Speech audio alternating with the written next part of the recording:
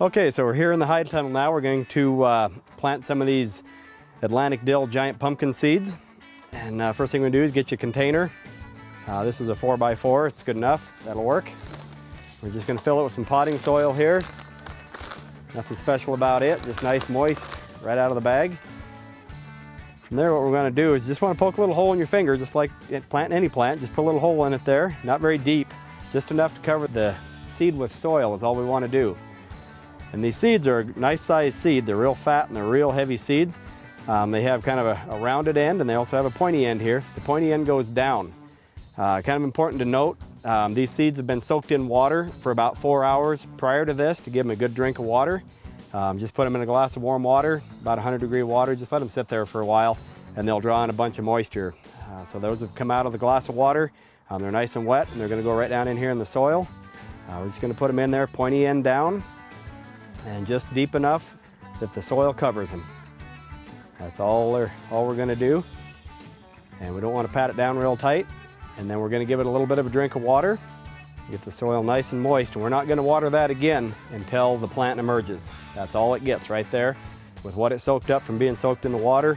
And then the little bit that's stored in the soil, that's all it's going to get. From here it's going to go into the germination station over here. We'll put it on the heat mat and under the cover and then we'll wait. It stays about, depends how cold the room is, but it stays around 78 to 80 degrees in there. It's just a 17-watt mat. It's warm to the touch, but it's not like it's really warm and gonna burn anything. It might be in the 80-degree range is all. And these seeds have been taken about a week.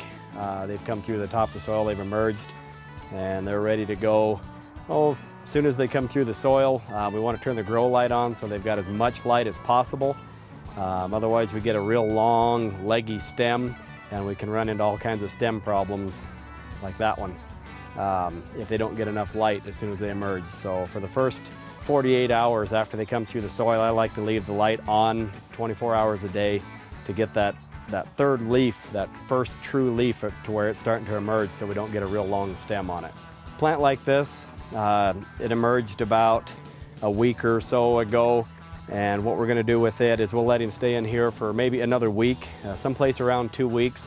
As soon as we got this first true leaf established and we know where it's going to go, if the weather permits, it's time to go outside and let's get them out there and get them transplanted as soon as possible.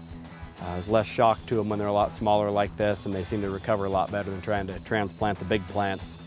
They grow fast in here, but it's really hard to transplant them when they get big. They're better to do it when they're small and let them take a hold out in the patch.